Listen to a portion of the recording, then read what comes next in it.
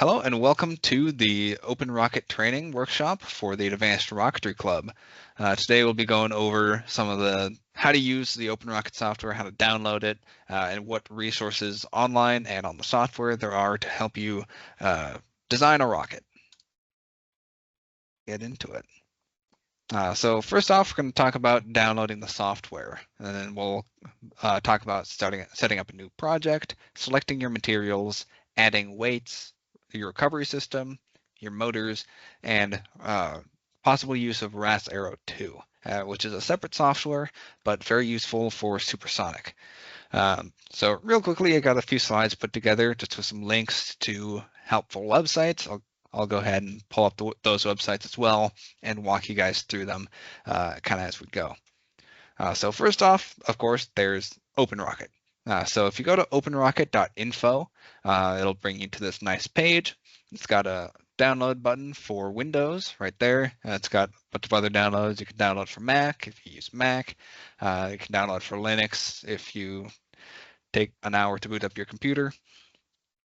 But this is the software we primarily use for designing our rockets, from a small level 1 rocket all the way up to our big 30,000 foot flight rockets. So if you guys want to, go ahead and go to this link, download it, and you can walk through as I follow along as I go through the basic design of about an L1 sized rocket today. Additionally, Wildman Rocketry is a great resource. It's got a ton of components from your rocket motors, your motor casings, which you put the fuel grains in, to your actual body tubes, recovery systems, just flat fiberglass that you can cut into your fins. So that's a great resource to spec out parts for your rocket. They've got a bunch of pre-cut sections that you can pick from, so you don't have to cut down to size. If you design around these, it makes the build and assembly process a lot easier, a lot quicker. So that's wildmanrocketry.com. I'll kind of give you a brief tour of their website after going through this presentation. For parachutes, most of our parachutes come from Fruity Chutes. So if you go to Fruity Chutes, you can go and look at all of the different parachutes they've got. They've got very small parachutes, like some for drones, all the way up to level 3 size parachutes, like what we'll be flying in Stripe, 120-inch, 180-inch parachutes that will be needed for the recovery. Also on here, that'll have the material type that the parachute is, how many lines it's got, as well as its drag coefficient, which is important for inputting into the software later and doing your post-flight and pre-flight analyses. So that's fruitychutes.com. That's a very good resource. Now, for getting a lot of motor data, OpenRocket has quite a few motors built into its software already, so you won't have to do this process for all of them, but for a more in-depth look at each motor, we use thrustcurve.org. So you can type in the name of the motor you're trying to use. For example, here on the bottom, I've got the Aerotech N3300R. This is the motor that we flew down in New Mexico at IREC last year. It's an N-class motor. It's you can see on the left side column on the website there, it'll have key parameters like the diameter, which is 98 millimeters, the length, total weight, propellant weight, average thrust, initial thrust, max thrust. All these values are things that we need to know to accurately design our rocket around. And additionally, if OpenRocket doesn't have a motor that you're trying to use in it already, down below the thrust curve area, it's got a few downloads for the actual thrust curve file. If you download that and put it in a folder with your OpenRocket file, and then open the software and tell it where to look, it will import that information and it'll make it a new motor usable in your local file of OpenRocket. So we've had to do this a few times, but most of the time they've got the motors we're looking for. So I won't go too in depth on this today, but it's a good resource, not just for the OpenRocket software, but for really understanding the motor you're using and being able to write out all these parameters, especially when trying to find your thrust to weight ratio, because you're going to get your initial thrust, your max thrust, and your average thrust of your motor right on this website. It's very useful. So if your rocket is going to be going supersonic, OpenRocket kind of breaks it down in its simulations and becomes less and less accurate above about 0.7 Mach. Now that's into the transonic range where things start to get a little funky. However, ROS Aero 2 is a very good software that handles supersonic regime a lot better. It's very accurate to what you're actually going to see. The nice thing is that OpenRocket has an export option for ROS Aero. So you can export your design that you made in OpenRocket as a ROS Aero file and open it in ROS Aero so you don't have to do the design in only ROS Aero, which personally I like the design features in OpenRocket a little better. So I like to design there and then just import to do the actual simulations in ROS Aero. That's just kind of personal preference, but yeah. And last thing for this presentation, I've got a brief overview of the fin design. So there's a little bit of terminology that you might not know that'll help us in designing an actual rocket. So when you are inputting your fins, the majority of fins are going to be trapezoidal fins. So the root chord and the tip chord are parallel, where your root chord is the distance along the body of the rocket of your motor. You can see labeled here, distance from that leading edge of the leading edge of the fin down to the base along the rocket body. And the tip chord is the length of the tip, pretty much, out separate from the body. So that's here from this tip of the leading edge down to the trailing edge. Additionally, your leading edge is the edge that slices through the air as your rocket's flying, while the trailing edge, kind of as implied, trails behind. Your sweep angle refers to the angle at which your leading edge makes with the perpendicular to the rocket body. So draw a line perpendicular to the rocket body, trace it back to the leading edge, and that's your sweep angle. So changing your sweep angle will change the position of your center of pressure, and that will affect your stability margin. So we'll go over that a little later. The span of your fins is from tip to tip. So that's pretty much the circle, the diameter of the circle the tips of your fins make. If you want more information, I've got a link down here to NACA Rocketry. He's got a lot of good information on rocket design, not just on the design of the rocket, but also a few different motors. He's done a lot with mixing his own propellants, I believe. So he is a very good resource to check out if you're at all interested. All right, with that, I'll go over a few of the websites we talked about, but starting off with our Notion page. So as you all know, this is our Notion page with our club wiki. We've got a page here dedicated to OpenRocket. So if you ever need information, go on here. It tells you about the download, ROS Aero, a few key features of the software. It's not fully built out quite yet, but we'll be adding to it in the future. Additionally, there's the ROS Aero page here, which does the same. Then this is what the front page looks like for the actual OpenRocket software. So that's openrocket.info, and that'll bring you to this page where you can download it for Windows there, other operating systems, or you can hit the downloads page and select either a previous download if you don't like the latest version, which why wouldn't you?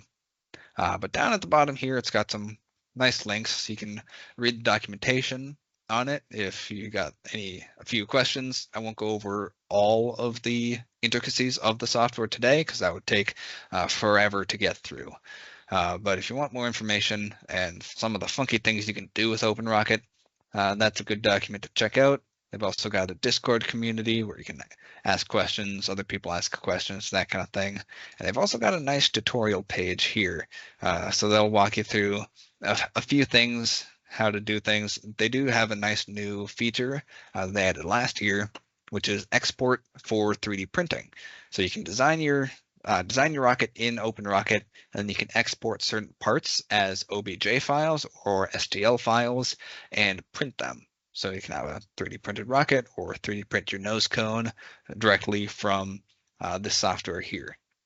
So that's one of the cool new features they've added as of late. All right, going into Wildman Rocketry. So if you go to the web page, it'll pull up this nice main page here. They've got some quick links there. They do have a few kits you can buy. So if you're looking to do your level 1, they've got a few listed out here. Kits are a very good way to get your level 1 if you don't want to go through the whole design process. It's still a very good idea to do an OpenRocket simulation of your rocket before you ever fly it. That way you know what to expect. You can also search for motors on here. It sorts them out into Aerotech, which is one company that manufactures motors. Cesaroni, we typically like to stay away from Cesaroni. They tend to blow up more than Aerotech motors do. So we lean more towards Aerotech in this house. And then Estes if you're going for a nice small little rocket. But they also sort out with the sizes. So this 18 millimeter will correspond to the diameter of that motor. So you can design around your motor fitment into your rocket. Under hardware, this is more of the motor cases that you'd go into. Not important for the OpenRocket, but if you need to find dimensions of a certain case, this is where you'd find it. It's got recovery systems as well, a few different shock cords, some a few parachutes, and some altimeters as well. We use primarily Altimetrum altimeters now, which that's a separate workshop that we'd go over. But the main thing here that we're going to look at is these building materials. So here we've got Wildman composite components. If you go into airframe, they've got carbon fiber and fiberglass. And we've primarily used their fiberglass in the past. So this, when looking at this page, this G12, that refers to the material. So that is G12 G12 fiberglass. And then that dash 1.5, that's the diameter. So that's a 1.5 inch diameter tube. So say we're looking to design a 3-inch rocket. We can click into here. You can select the different lengths. It goes by 1, 2, 4, 5, or 32-inch piece sections. And then you can purchase straight from them. If you do, I recommend refinishing the cut lines because they don't always cut very straight. But you can purchase both the actual body tubes and the coupler sections, which are slightly indented sections of fiberglass that slide inside of these, and they're used to make different sections of the rocket. So either they'll be epoxied onto one of the main body sections or bolted on, just kind of depending on how you design it. There's also a few other materials that they sell here, but we'll primarily focus on this airframe. And let's see. Yeah, they've got their couplers down here that you can find. And then their sheet goods, you can purchase a fiberglass sheet from them. Sometimes they'll sell these for aligning your fins. Most of the time we just use it for actually purchasing the material to cut our fins out of. So a lot of our material is this G10 fiberglass. We usually go 1/8 of an inch thick. That's plenty thick for us. If we need it stronger, we'll do a fiberglass layup over top of it. And then you can also look at nose cones here as well. So they've got a wide selection of nose cones. So let's see, this first number here will correspond to the diameter of the nose cone. So that'll be the base diameter, so the diameter of the rocket that you're designing the nose cone for. So if you're to have a 1.5 inch diameter rocket, you're going to go for this 1.5 inch diameter nose cone.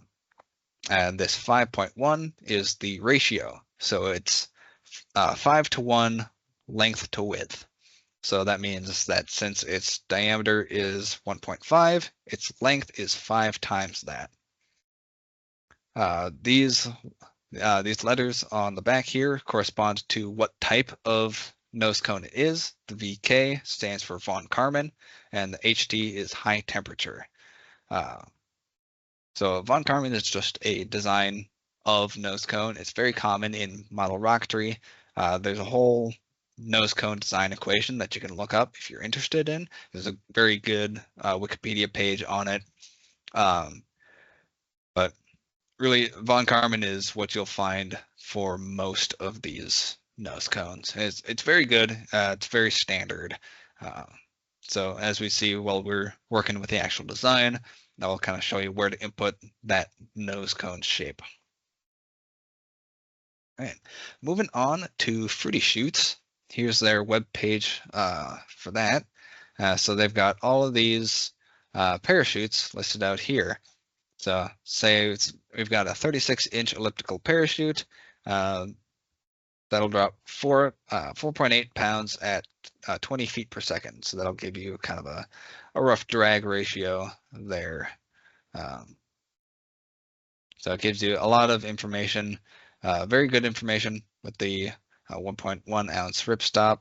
Ripstop nylon is very good material. Ripstop implying that it'll stop any rips. Sometimes it does, sometimes it doesn't. The 40-pound braided nylon shroud lines, that refers to the amount of weight that those shroud lines can withstand. Typically, when designing, you want to really overspec your recovery harnesses because when they get released, they're going to snap tight, and you got to use the kinetic energy equation to kind of estimate where how much actual force is going to be applied, and it's not just going to be your strict rocket weight. It's sometimes you'll do like 150 times that, depending on the size of your ejection charges, the weight of your rocket, that kind of thing. You really don't want your recovery harnesses to fail, because if they do, you've got a broken rocket lost somewhere along the ground. On to thrust curve. So this is the thrust curve website after you look up a motor. So here's the page for the N3300. So this will give you your manufacturer. You can search by manufacturer if you're picky. We kind of are. But then it'll compare this motor to a bunch of other N motors of the same class. Kind of tell you where it sits along with those motors. And then all this information here is very good information, and pretty much everything will need to be put into our design reports when we get there. One fun thing is that this motor, its propellant type is redline, which means it's got a brilliant red flame. There's a lot of different kinds. People like to add colors to them just because they're fun. It's like white lightnings. There's a smoke one that just gives out a ton of black smoke. You can get really fun with them.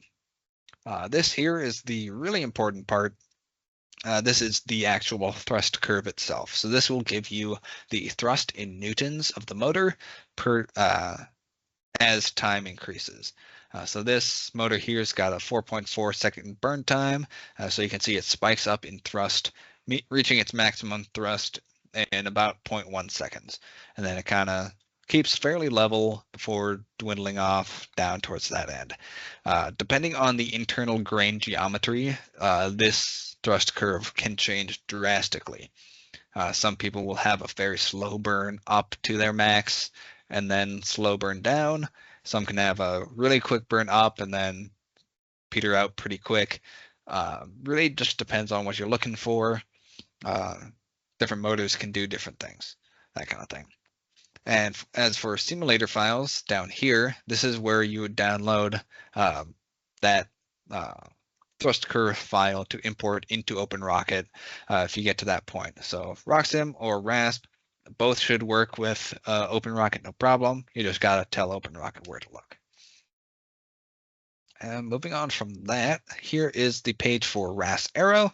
It's got a nice, easy button. Click there to download the RAS Arrow 2. It's a very good software. Uh, Design is a little lacking on it, but that's why I like to do my design on OpenRocket and import into RAS Arrow to get more accurate simulations. Uh, so they've run many tests with their simulation data versus actual flight data, and they've gotten very good results. We're very happy. They usually get plus or minus 5% error, even up in those supersonic regimes, which is something that OpenRocket gets a lot farther off on. And with that, we're going to move over to OpenRocket, and I'll start showing you guys the actual design process here. So basic layout of OpenRocket here. We've got our design tree over here.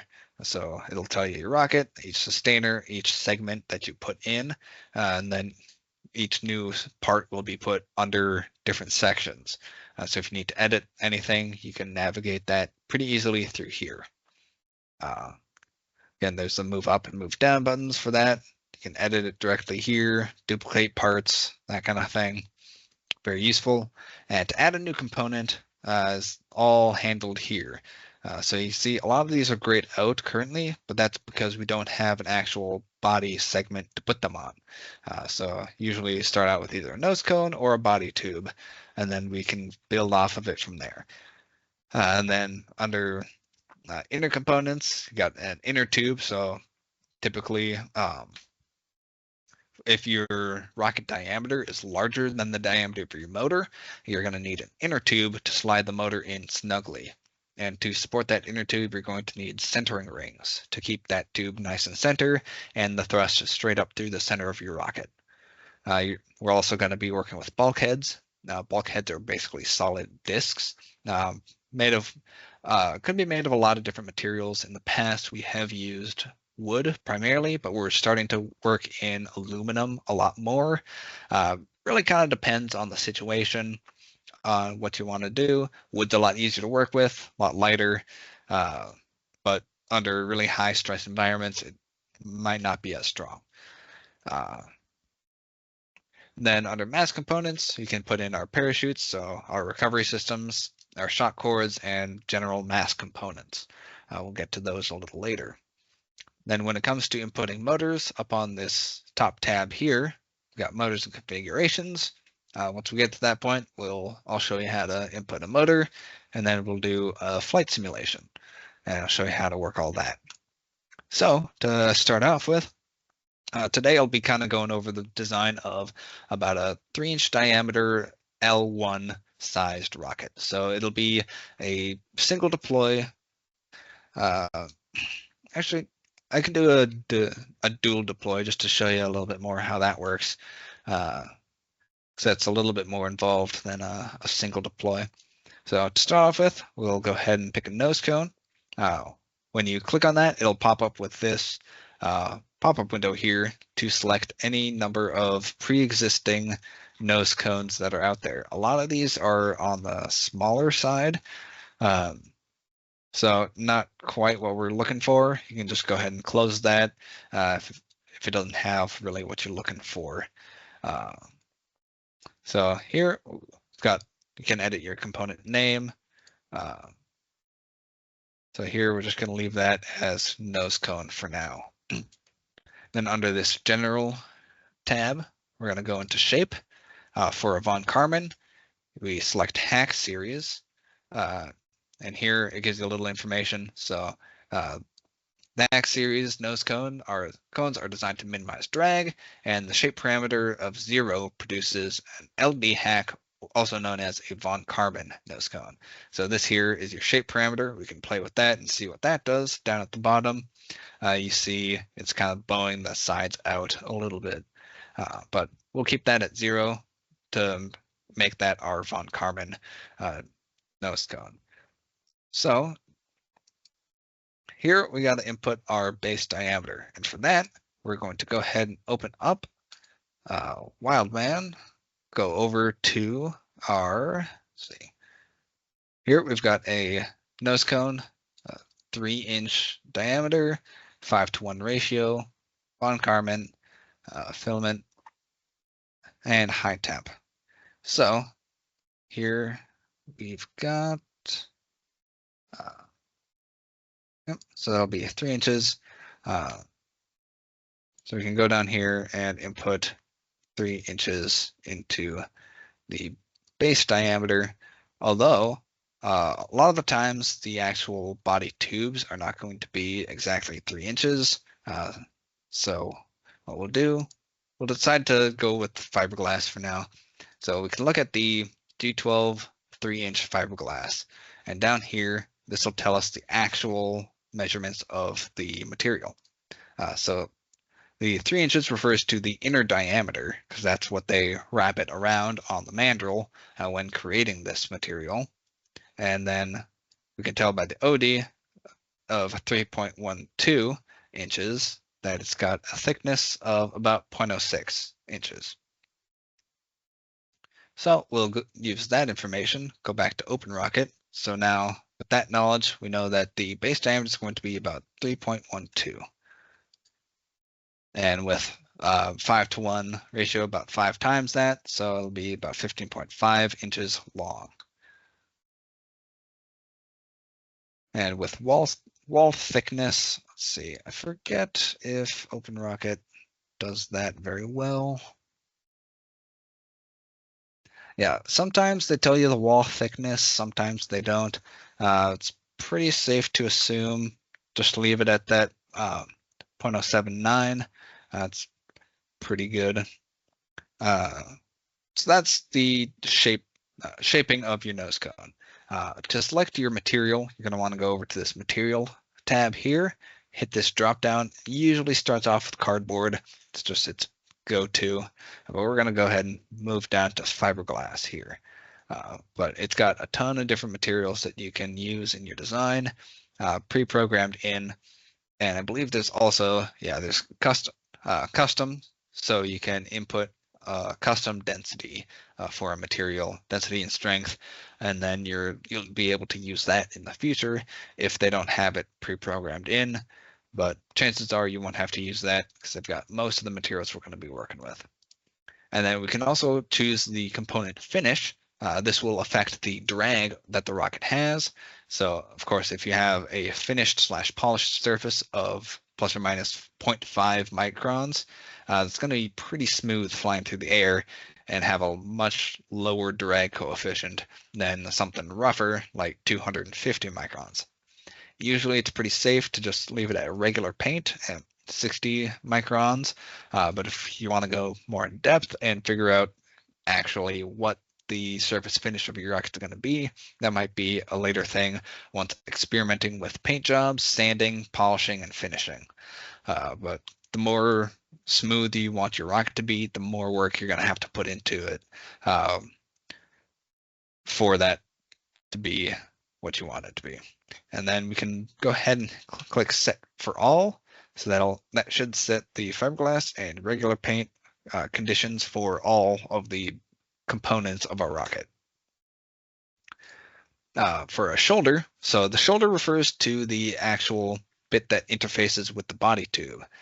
So for the shoulder, we'll say it'll be a 3-inch diameter because that'll match the inner diameter of the body tube with a length. Usually you want to go about 1 caliber, I believe. So 1 caliber refers to the diameter of your rocket. So if you've got a 3-inch rocket, 1 caliber is 3 inches. So that'll come up in the stability margin a little bit later when we talk about that. And then for thickness, we'll say it's that 0.06 inches that we've talked about earlier. And then we can go ahead and click end capped if we want to, but I'll probably just add in a separate bulkhead with a few recovery harnesses attached to it as well, because that'll be a different material. Then over here, you can choose to override the mass of your component if you build it and figure out that it's actually a different mass than the simulation predicted. So this only knows what it tells you. So it'll work based on the thickness that you input, the material density, that kind of thing, to give you an estimate of the weight, which currently is 0.613 pounds. So that's a little bit more than half a pound, but if we go ahead and build this and measure it out to be more than that, then we can just click override, change that. But for now, we're going to leave that default.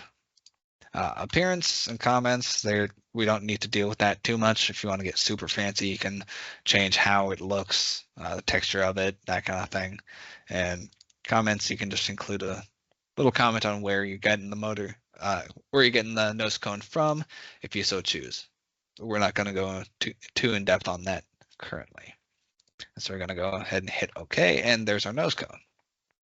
Now to attach a body tube to it, we're going to go over here and have that nose cone selected and select body tube.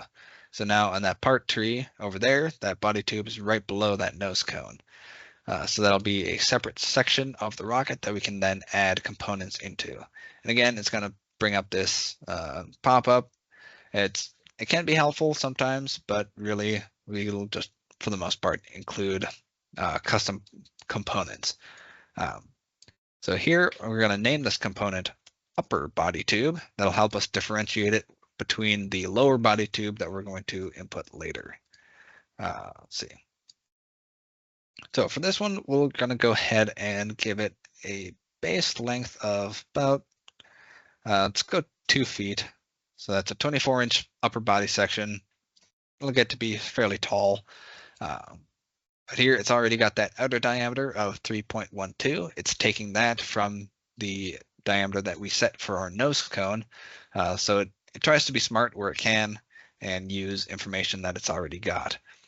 So we're just going to have to change that inner diameter to 3, and there it changed that wall thickness automatically. And looks like we do have to change the material, so we'll just go ahead and select fiberglass, and that'll change the density.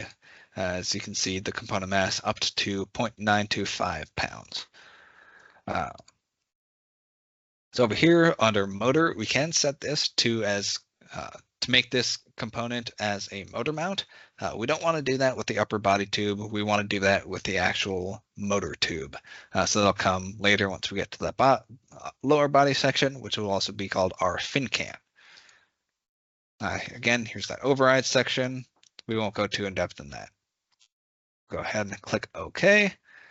Then we'll go ahead and add another body tube section. This one is going to be our switch band, so we'll go ahead and name it that. So the switch band is where we'll put all of the switches to turn on and off our telemetry and avionics systems. So we want to be able to access that while the rocket is on the pad, because we don't want black powder charges armed and ready to go while we're actively carrying the rocket. That's just a recipe for disaster. So we have external switches that we will turn on once it's loaded on the rail and ready to go. So typically we make this section only about 1 inch. That's plenty of space to include switches. And it's got this information. We'll just change that to, again, inner diameter of 3 inches as per the Wildman. Change the material and we are good to go.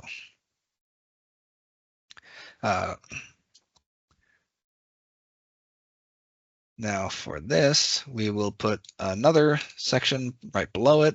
This one will be titled our lower body section. And for this, let's just go ahead and make that 24 inches long as well. We can adjust the length of each of our components later once we get our fins and our motor put on, and we can design around our stability margin displayed over here. Always remember to change your component material. And okay, all right. And now we're going to want a coupler section between our switch band, our upper body tube, and our lower body tube. Typically what we do is we have a tube coupler located centered on the switch band so that there's equal distance on either side of it. And in there, we put all of our electronics. So we have a sled that we mount our avionics to, our batteries, all of that goes in there. So we'll go ahead and select the switch band on the part tree. We'll go down here to inner components and we'll select tube coupler. So we'll get that out of the way. So there we've got outer diameter of 3 inches, which is correct. And then for the inner diameter, we're going to go over to OpenRocket, or sorry, Wildman. Go down here, go into their coupler sections, coupler fiberglass, and we'll select their 3-inch coupler. So here it says their outer diameter is 2.998, so that'll allow for it to actually slide past the inner diameter of 3 inches for the actual body tube, and the inner diameter is 2.875. So going over to OpenRocket again, go outer diameter 2.998, and then have that inner diameter match that 2.875. So 2.875 for that inner diameter. And it'll auto update that wall thickness for you. I just got to remember to change the material. And then over here is how we adjust the placement. Actually, before we do that, we're going to want to set the length. So again, typically the rule for how much coupler section you want in each tube is about 1 caliber. So we'll have 3 inches on the upper body side and 3 inches on the lower body side, plus 1 inch for the actual switch band. So then we'll have about 7 inches of actual coupler section. Then over here, it's currently lined up the bottom with the bottom of the switch band. So we'll move that in the positive direction. I forget which direction. So +3. So it's offset +3 from the bottom of that switch band, meaning it'll have 3 inches up here, 3 inches down here, and 1 inch in the middle. So that's perfect for what we want. And you can change where it's relative to, whether you want that to be the tip of the rocket, top of the parent component, middle of the parent component, or bottom of the parent component. Really doesn't matter, just up to your own preference on how you want to do that. Again, these ones always have an override section so that you can then put the actual weights of the materials after you've built the rocket. But that is for after you've ordered and already put everything together. Okay.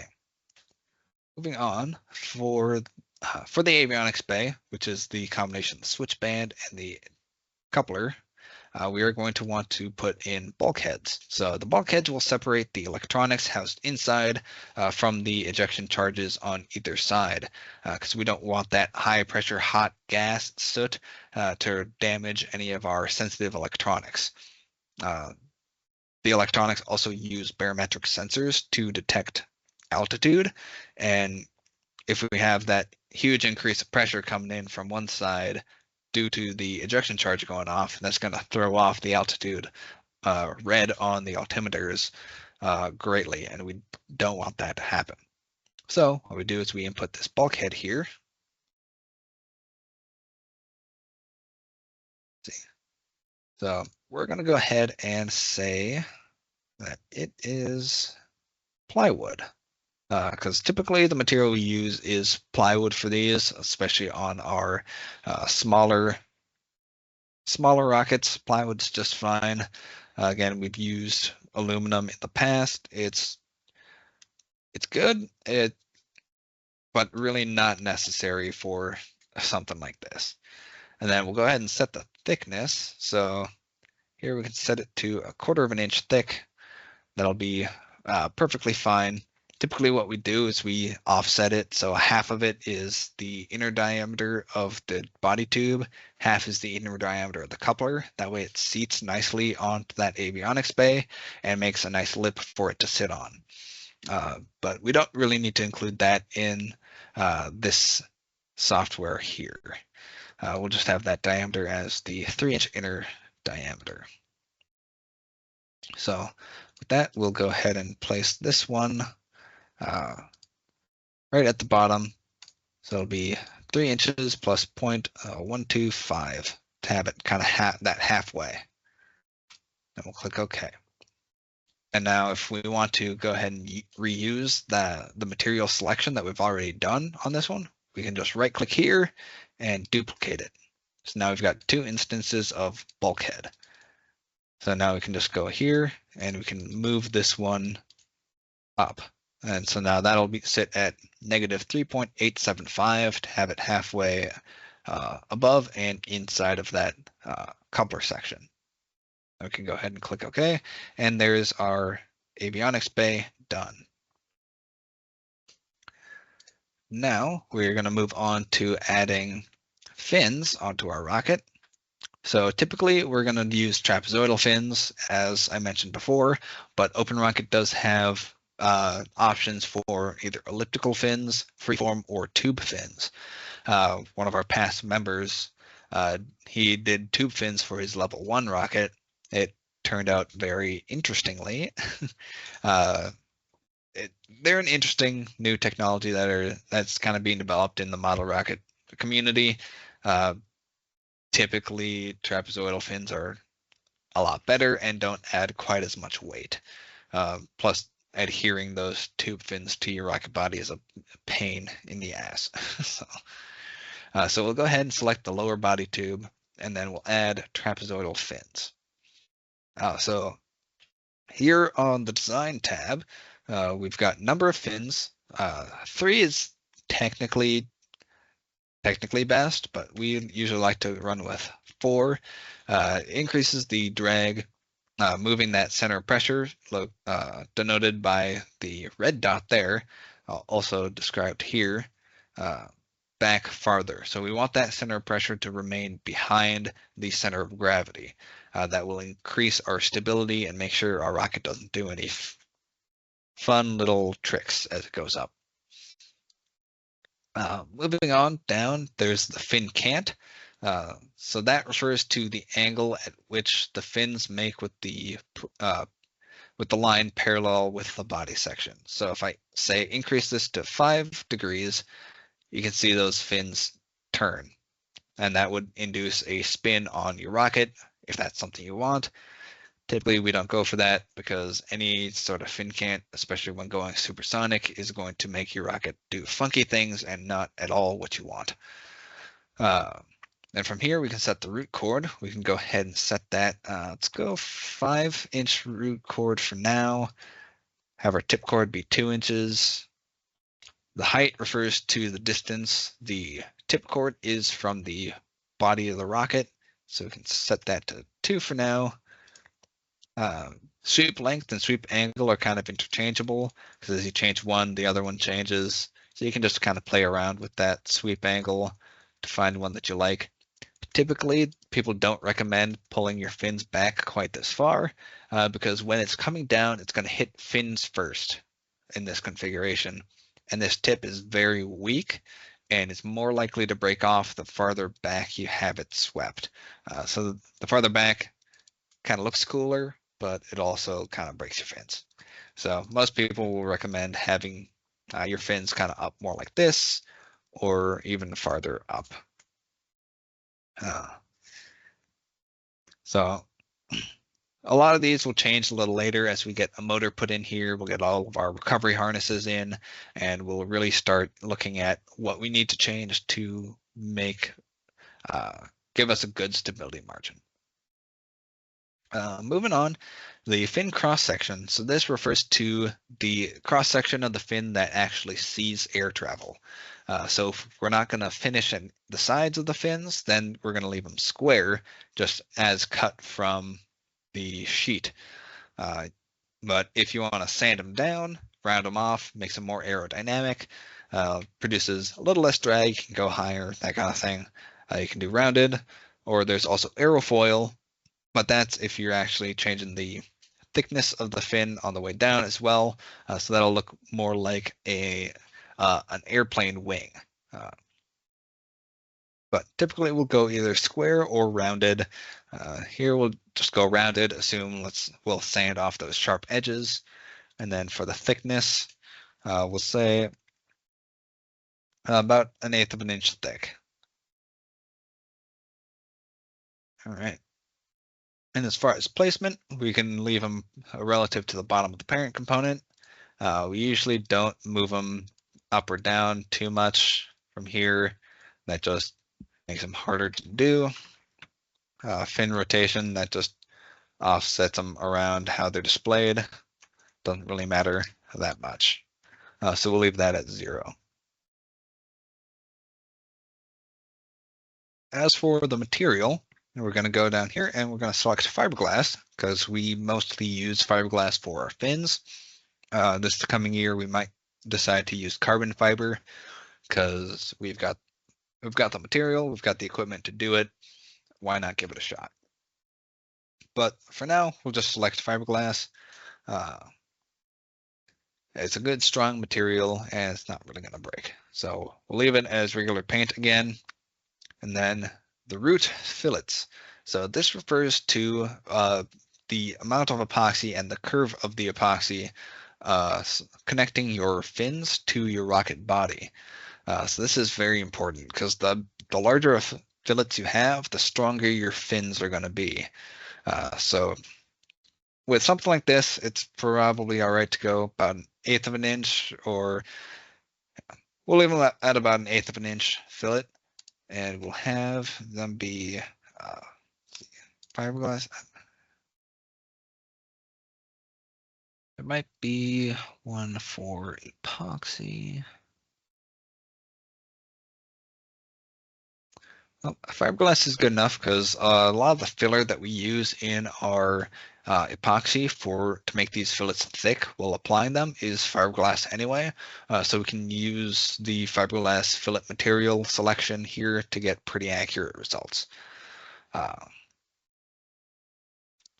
Then here, tabbing over into the fin tab section, this refers to the amount of fin that will be protruding into the body of the rocket. We'll add this a little bit later because for that we're going to have to add our motor tube in and our centering rings before we're able to adjust this. Again, they've got the override, appearance, and comment section. So for this, we'll just leave the name as trapezoidal fin set. That's perfectly fine. And we'll go ahead and hit OK.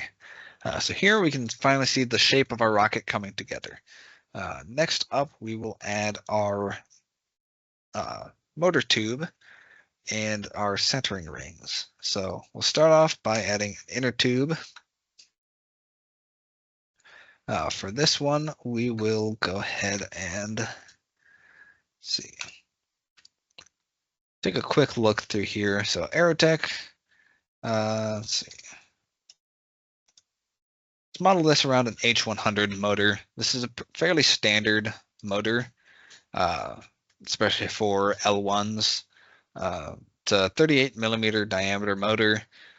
Burn time 3.32 seconds. This one does have an ejection charge, so you can build rockets with this motor that don't have onboard electronics. It'll set off a black powder charge to eject the parachutes itself, which we won't be utilizing that feature here in this design, but this is just the one that we're going to base it on. So we'll need that 38 millimeter diameter function there. As well as the length, actually. Let me grab that as well. And of course, Wildman doesn't have all of the information on it. That's why we usually use thrust curve. So going over to thrust curve, and we'll input the H100. And the H100 DMS is the one we are looking for. So it's got a length of 153 millimeters. And since I only speak freedom, I got to convert to millimeters to inches. So that'll be 5.9 approximately inches long is the motor we're looking at. 53 actually. Yeah, so a little above 6 inches. So we'll go ahead and for the motor tube, we can make it longer than the actual motor itself. It doesn't need to be super precise because any extra will just sit in that tube and not harm anything. Additionally, we are going to need that diameter, which is the 38 millimeters. So that corresponds to a 1.5 inch diameter. So here, using that information, we'll go back to Wildman, go here, and we can use these this 1.5 inch section here as our actual motor mount. So we can use these values, the 1.52 inner and 1.6 outer diameter, as our actual motor mount tube. So we'll go ahead and input that.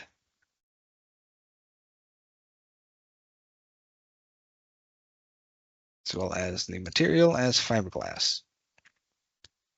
Then the placement is correct. And then we're going to go ahead and select this component is a motor mount.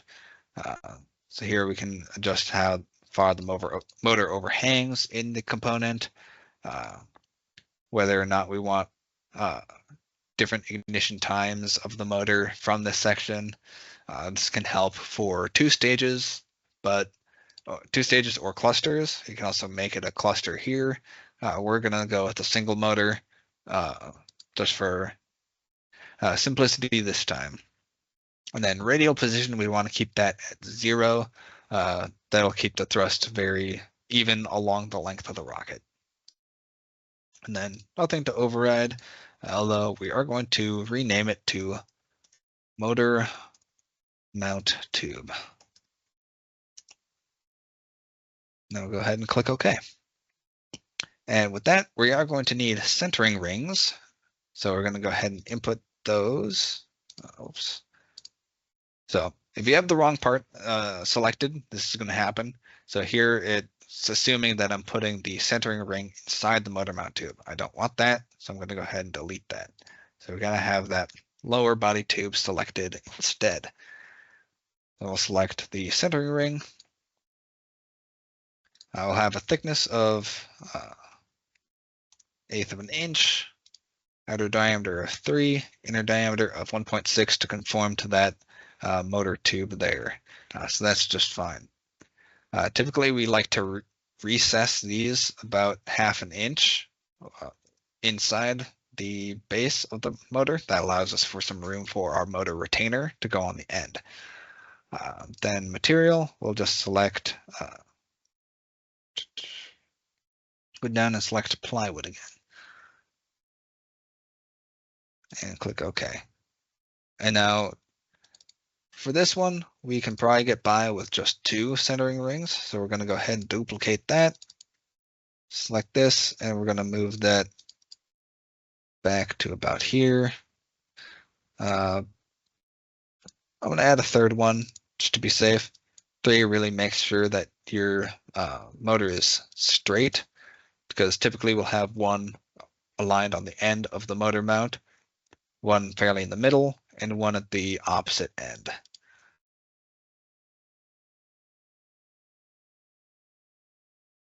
Here we'll have that be recessed about 6.2. I think 6.5.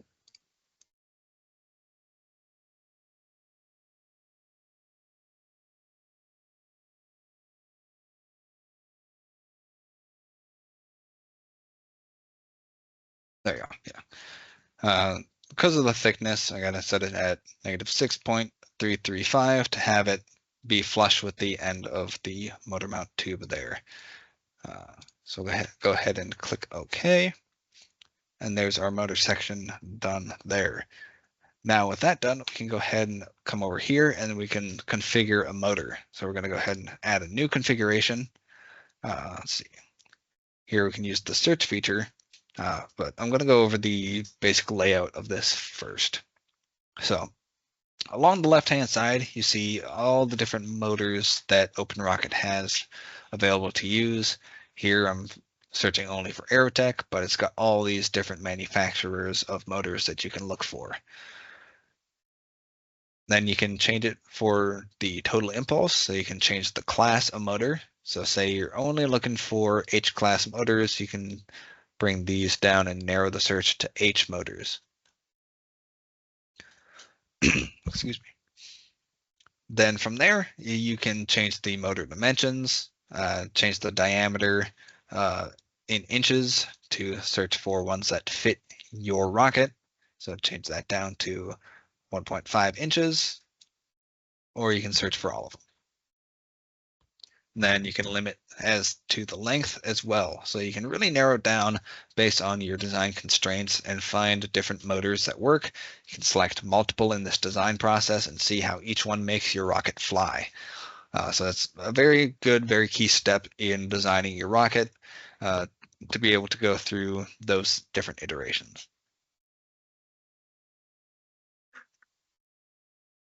But we are looking for the H100. So we're going to go ahead and use the search feature down here to search for H100. Right here, we've got that information right there. So we'll just double click on that and it automatically imports the motor. See, this area down here has turned gray. That means that our motor is now installed, and that is the how much space it takes up in the rocket.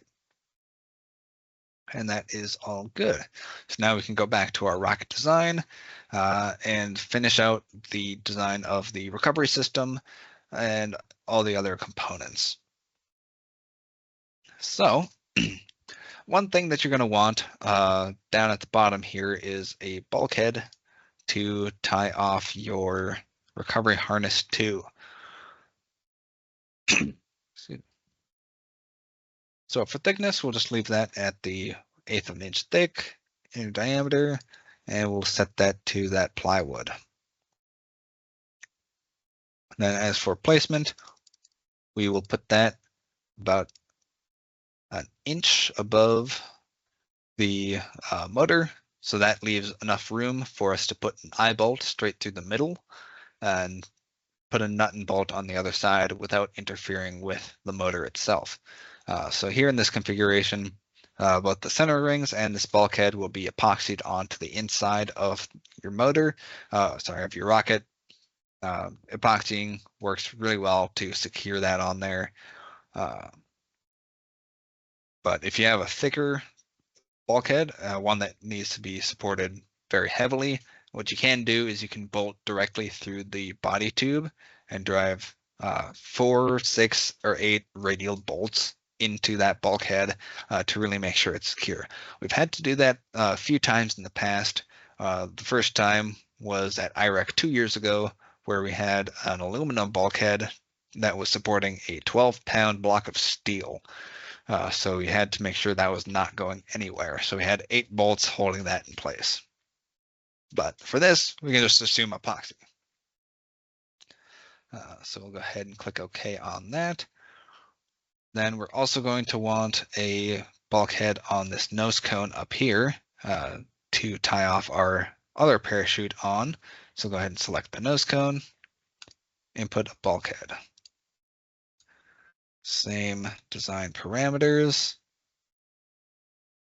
This one will be slightly different diameter to match with the inner diameter of that coupler section. Okay, so that should be the 2.875, I think is what it was. Select the plywood, and then let's move that down to the bottom of the component there. And just to double check, I've got that dimension correct. Let's see. Let's see.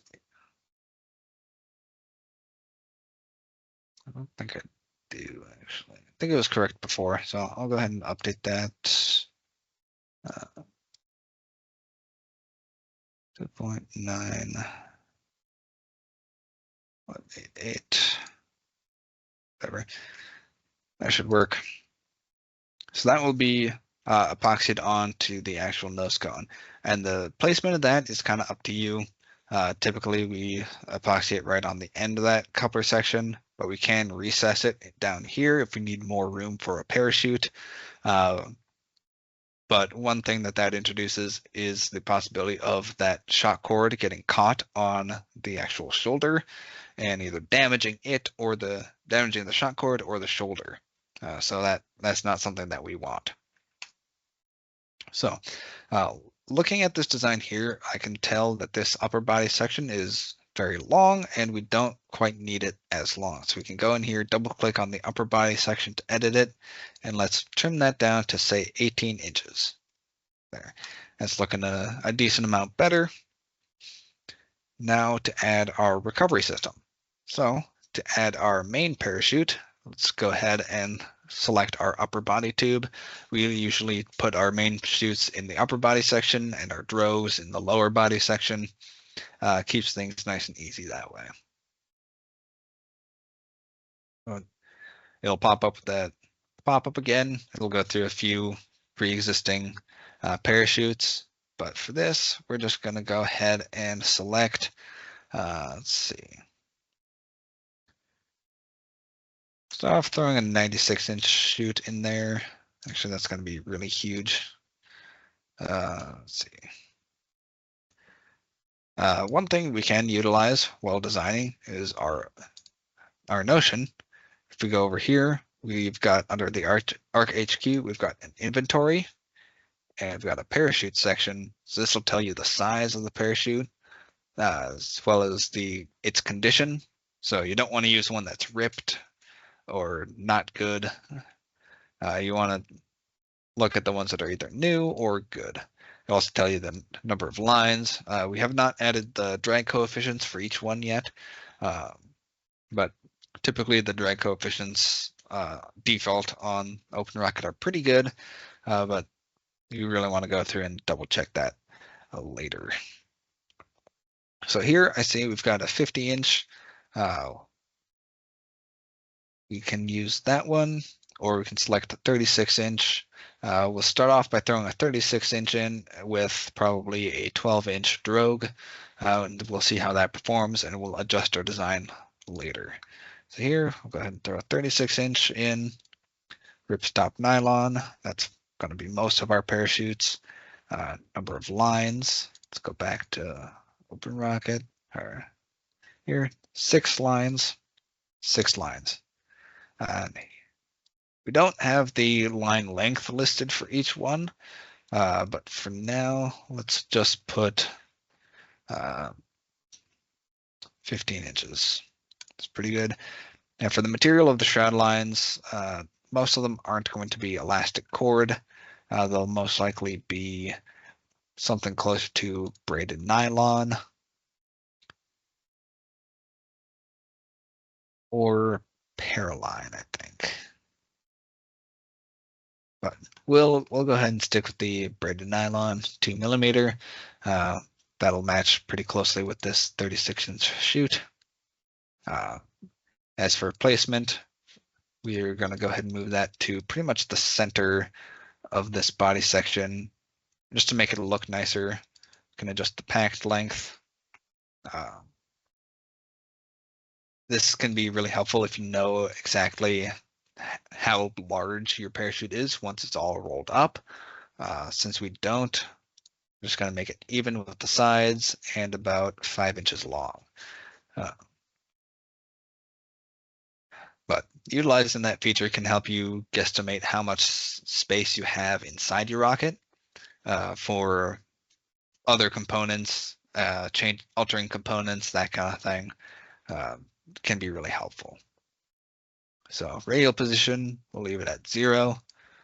No overrides here. And we're going to rename this to main parachute. Go ahead and click OK. Now we'll add our drogue chute. So we'll go ahead and select lower body section, parachute.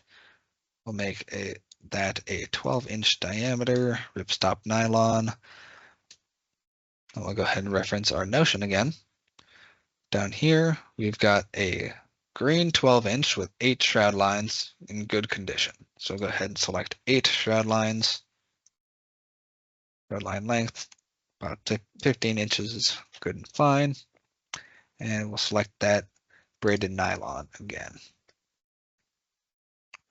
We'll do the same for the positioning of this one, fairly near center.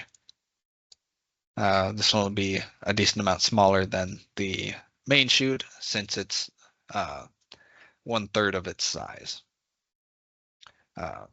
One thing I forgot to add with the main chute was the deployment, actually. So here's where you tell it when each chute is going to be deployed. So our drogue chutes are always deployed at apogee. So we go into here and we'll deploy it at apogee. You can select a specific altitude during descent, or first ejection charge, or never eject. I don't know why you would want it never to eject, but you know, it's an option. So here we'll select apogee, and then you can add delays to it. So you can have it at apogee plus 1 second. So a second after apogee. We usually want to get as close to apogee as possible with this one. So we'll leave that at 0 seconds. So now we'll go back to this one and adjust that. So for our main chute, we typically want it to deploy at a specific altitude during descent. Since this one's going about 1,800 feet high at the moment, we can say that 600 to 700 feet is probably a pretty good estimate of how high we want that main chute to come out. So we'll go ahead and click OK on that. And I forgot to rename this one to drogue chute. And there we go. We've got both of our parachutes added to our rocket. Now we're going to want to add our shock cords. So the shock cord for the lower body section, we're going to select the lower body, select shock cord. We'll name this as the drogue shock cord. It's going to start off with elastic cord. We never use elastic cord. It's not nearly as strong as anything else that we use. So for this one, we'll go ahead and select, let's see. We've got a few different options. Again, we can use the Notion to check what we've got in store. So we've got a shock cord section here under our inventory. I've got the length, the width, the material, its color, and its condition, as well as its strength. So this one here is very important. So this will be the amount of force that it can withstand. So for this rocket, it's going to be fairly light, so we can probably go with a 1,000 to 2,000 pound force. So this one, we've got a 23-foot section and a 52-inch section of nylon. We've also got a 10-foot section. Typically, the rule for shock cords is you want the overall length of the shock cords to be about 3 times the length of your rocket. To determine that, you can look over here and you can see the total length here is 58.5 inches is what our rocket length is. It'll tell you also the mass with no motor, mass with motor, max diameter, a lot of good information up here. So with it being a 58-inch rocket length, that is a 4.875 foot rocket, which means that our total shock cord length, we want in each section to be around 15 feet. So with that, we'll go back to here. We'll take a look at our shock cords. And with that, we've got one exactly 14 feet, and then we've got one 21 feet. Going longer doesn't really hurt too much. So we'll just go ahead and use this 14-foot and this 21-foot section. So that'll be a nylon shock cord, 1 inch in width. I believe they are also tubular nylon as well. So we'll go down here and we will select tubular nylon 1 inch. And then for the shock cord length, we can select feet. And let's see, it's one of those 14.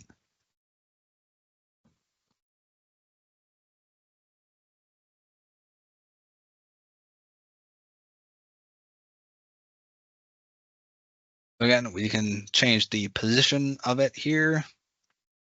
We don't really want to do that. We'll leave that as fairly centered on the rocket. But we're going to go ahead and move that down and then increase the length. I just like to do this to represent kind of the span of the shock cord. It's not always super exact unless you input values, but it really just gets you an idea of how long it's going to be, because we'll tie off that parachute about midway through. And then the pack diameter, that's fine. That's not the total volume of it's not going to change the weight, really. That's all changed in here. So we're going to go ahead and click OK for that. Then we'll add the shock cord for the main chute. So we'll name that main shock cord. That was 21 foot long and was 1-inch tubular nylon. So we'll go ahead and move that down here and span the length between each bulkhead that it's going to be tied off to. And we'll click OK. All right, so that's the very bare basic components that we'll need. Now we're going to go into adding a few mass components to get a better simulation result. So here on the nose cone, we're going to need a mass component for the eye bolt that we are tying off to. So we're going to go ahead and label that eye bolt. Then you can label that as recovery hardware. It just really helps to keep track of what each mass component on the rocket is and what it's for, that kind of thing. So we change the weight to grams. Let's see, we can just guesstimate maybe a few grams for an eye bolt. 10, 15 grams.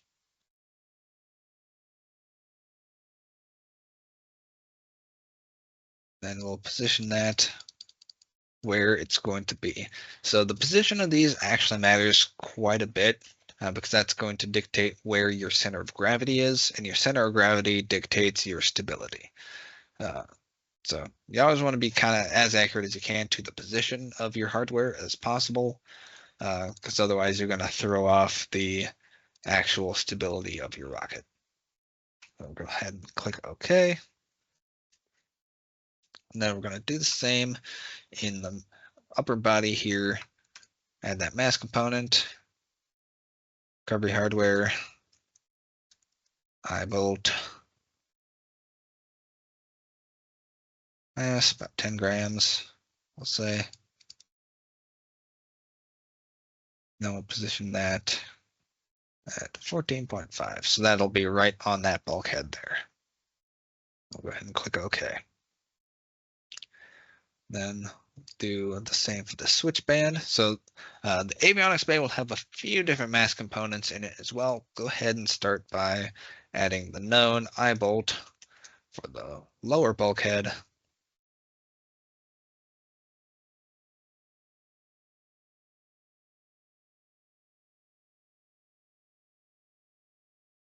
.5 inches there. And then we're also going to have the weight of the altimeters, the sled, the batteries, and the wires all inside the avionics bay as well. So we're going to go ahead and select the switch band, select mass component. Here we can select altimeter. So name that altimeter. And for this, for everything combined, we can estimate around a pound if we're going to be running the both altimeters as well as a 3D printed sled, our ejection charges, all of that, either 3/4 of a pound to a pound. So we'll just estimate about 0.75 pounds for that. Then we can adjust kind of the length spread it out throughout the avionics bay, about like that. Go ahead and click OK. All right, and we've got one more mass component to add, and that's the eye bolt down here at this bulkhead. So go ahead and just add that real quick.